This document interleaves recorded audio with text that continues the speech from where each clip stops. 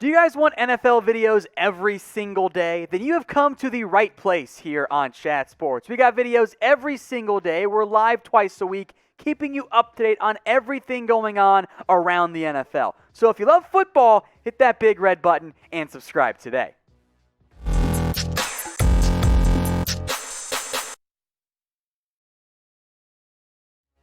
The number one story out there around the NFL right now, it's Aaron Rodgers. What else could it possibly be? So Green Bay Packers president Mark Murphy, who has said maybe everyone should talk less, that's not a good thing the more we talk, has said more things about Aaron Rodgers, now calling him, quote, a complicated fella. Now, based on the national reaction to this, I think it's a little bit overblown.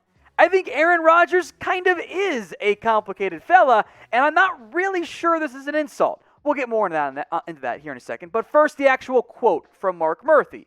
Quote, I am often reminded, though, of Ted Thompson. As most of you know, just a great general manager, passed away earlier this year. Thompson often talked about Aaron, that he's and it wasn't just Aaron, a lot of different players. He would say, he's a complicated fella. So I'll just say that. I don't think this is much of a dig at Aaron Rodgers. I think the things he's done over his life and over his NFL career are at times rather complicated. But I do know this much. Green Bay's got to figure this out. Because in general, you don't want to alienate your franchise quarterback. And I think at some level, that's what's going on in Green Bay right now. There are very clearly issues between Rodgers and between the Packers. They've got to figure that out. And I think a lot of that responsibility in the end ends up falling on the shoulders of Green Bay because it's the player. Yes, he's supposed to be a good teammate and everything, whatever. It's ownership's job to make sure that the player, your superstar, number one quarterback, your future Hall of Famer, is happy, especially when he's coming off an MVP season. So we'll talk more about that here in a second. But first, I want you guys to describe Aaron Rodgers in one word. Is it complicated? Maybe it's quirky. Get your votes in for me right now in the comments section. Now, as the general recap here, right? Rodgers has skipped OTAs, mandatory minicamp. It is technically a holdout. You're supposed to be at mandatory minicamp. Rodgers was not. It's mandatory. He's not there. That is a holdout through and through. Very clearly, Rodgers has issues with Green Bay right now. And there's not going to be a whole lot that should necessarily change, unless it's really bad, until the start of training camp. That's the next key reporting date for Rodgers. If he's not there for training camp, this is going to get ugly. The Packers can't ignore the fines at that point. You can no longer, fine a player and then rescind the fine once they show up. Player's not there at camp, he's losing money every single day. And there is a lot of money to be lost by Aaron Rodgers. There's been speculation of, he could retire, save a little bit more, and then return later on in the year, which would be almost the nuclear option for all those sides. But Green Bay's got to figure this out. If Rodgers is unhappy, then trade him. If he's going to stick around, well, then figure out a way to keep him happy, right? So what do you think? Will Aaron Rodgers play for the Green Bay Packers this season? Get your votes in for me in the comments section. 1 for yes or 0 for no. Stephon Gilmore's future with the Patriots is at least a little bit murky. Now, New England is going to begin mandatory minicamp on Monday. And oftentimes what you see is if a player's unhappy, he wants a new deal or traded or whatever, they will skip minicamp. The fines aren't that expensive, helps try to get the ball rolling for whatever the player wants. Gilmore, in the last year of his deal, isn't being paid as much as other top-tier corners. Now, he's coming off a down year, which we'll get more in depth to here, but there have been trade rumors around him, and there's not that much in terms of the fine perspective for Gilmore. He skips mandatory minicamp, like he skipped OTA so far. It's less than $100,000. That's not that much for a player who's due millions once he gets a big fat new contract. Now, Gilmore has shown signs of regression in recent years. 2019 was an unreal year. 2020, not so much. And it's a question of, okay, what's the reason behind the 20 pass breakups in both 2018 and 2019 down to just 3 in 2020? The guy we saw last year was not the same. Now, unquestionably, part of that was injuries. Gilmore was banged up. He was not 100% there. He missed the end of the season as well, coming off season-ending surgery. He wasn't prime Stephon Gilmore, the guy we saw who was so good in 2019. I'd also argue some of the results there due to other corners who we'll get to here. But remember, Gilmore had skipped voluntary OTAs. Now this year, that's not as indicative as it might have been previously. OTAs this year were much more voluntary as part of an NFLPA push to make it virtual or truly voluntary. So it's not panic time yet. But remember, for the Patriots, Stephon Gilmore, last year his deal, wants a new contract. J.C. Jackson had all the picks this past year for New England. Kind of funny how the roles flipped there a little bit. But he's also now entering the last year of his contract. Juwan Williams has not been a great piece the way they were hoping he was going to be out of Arizona. They paid decent money to Jalen Mills. So now I don't know what's going to happen with Gilmore when mandatory minicamp opens up on Monday. The Patriots got him a bit more money last year, but they were partially kicking the can down the road in terms of, okay, what happens this season? And if Gilmore does not report, the trade rumors will get kick-started, so will the contract desires. The Patriots can pay him. But remember, Bill Belichick has always been I'd rather dump a guy a year too early than a year too late type of coach and GM and front office decision maker. I wonder if Gilmore is now kind of in the middle of that situation. And with his injuries and contract history, I don't know what kind of trade value Bill could get for him. So what do you guys think? Will Stephon Gilmore report to mandatory minicamp? Get your votes in for me. Type Y for yes or type in N for no. How about Richard Sherman and the New Orleans Saints? Let's discuss this topic here on today's video. The Saints have been linked to Sherman. They've explored the cornerback market. Drake Kirkpatrick, the chief name among them there.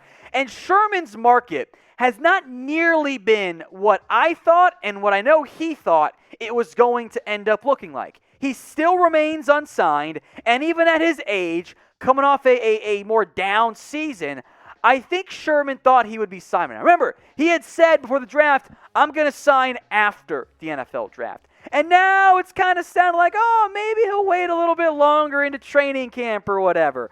The timeline keeps getting pushed back. Here's what Sherman had to say most recently to Bloomberg specifically. I want to get to a team that's competing for a championship. So that's what I'm focused on right now and waiting for a right opportunity. When it comes, that's where I will be.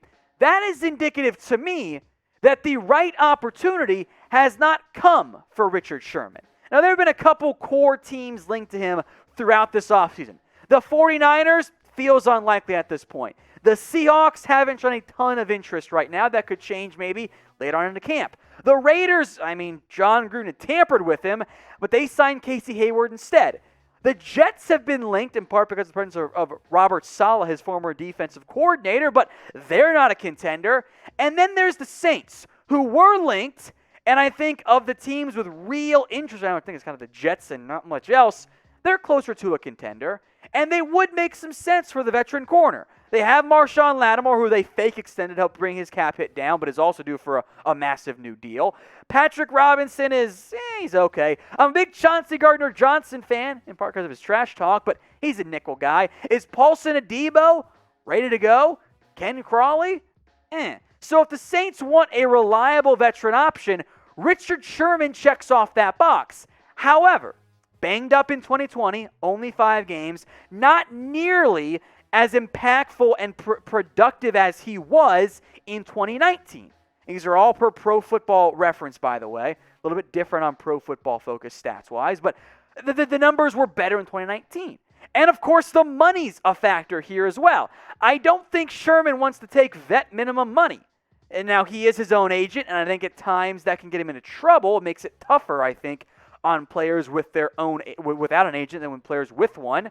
Maybe that's a partial reason why here. Someone's going to sign him. The Saints, I think, do make some sense if they want to go with a veteran corner, and they remain all in right now with Sean Payton, even if the quarterback market's a little bit unclear right now in terms of how good they are with Winston and Taysom Hill. So make your predictions for me right now in the comments section. Where will Richard Sherman play in 2021? What team is it going to be? Make your predictions for me right now in the comments section. Free points, whose line is it anyway style, if you get it correct. The OBJ hype train is back once again. His good friend and teammate, Jarvis Landry, hyping him up right now. Now, as I'm sure everybody knows, Odell Beckham's coming off of a torn ACL from last season. And I think the reality is in Cleveland, Odell Beckham has not lived up to expectations since the Browns added him. Part of that was some coaching, injuries as well, but OBJ's level of play has not been great. Despite that, Jarvis Landry says he is in great shape. Folks, it is best shape of life season. Here's what Landry had to say. Quote, "Man, he looked amazing. I can't wait for you guys to see him. I can't wait for him to get back out there. He'll be around today." This is a previous quote from Landry, by the way. "He's in fantastic shape, and he's ready to go. He's only, 6.5 months, and he's already doing some things that will blow your mind away." Landry continued. "He ran a post route, sticking off the same injured leg and exploding out of it, then going up, jumping off that same leg, making a catch, doing his thing, what he does with one hand. You sit back and you're like, wait, he's even better than he was last year." So it's going to be amazing to see as time goes on and the further he gets away from surgery, how much better he's going to get. We're not that far away from Odell Beckham being arguably the number one receiver in the NFL. At this stage, of the way OBJ's played in recent years, I don't think many people would count him as the number one guy. But I want you guys to try to rank him anyway. Where would you put Odell Beckham in the hierarchy of NFL wide receivers? In a limited sample size last year, Odell Beckham was not great. Just 23 grabs on a very inefficient 43 targets, 319 yards, 3 scores, had a baller game against the Cowboys, and then was inconsistent. And the offense picked things up after he got hurt, although I would argue less to do with Odell Beckham, more to do with the offense just getting in a groove and the chemistry getting there. Over his time in Cleveland, on a 16-game average, 122 targets, 67 receptions, 942 yards, and 5 scores. That's not bad necessarily. It's not like trash production. But relative to top 3 receiver, top 5 receiver, and to get to 1,000 yards, this is not the same Odell Beckham we saw in New York. This Odell Beckham, that 16-game average is obscene. 100 catches, almost 1,500 yards, 12 touchdowns on average over a 16-game season. That is insane production. That is not the Odell Beckham we've seen in Cleveland.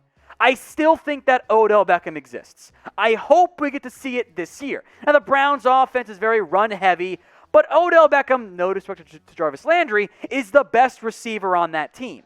You don't want to force-feed him too much, but it's Odell Beckham. My hope is the Browns' offense, they clicked late last season. They figured it out. I hope that carries over, and we see a better Odell Beckham, a return to form from Odell Beckham in 2021.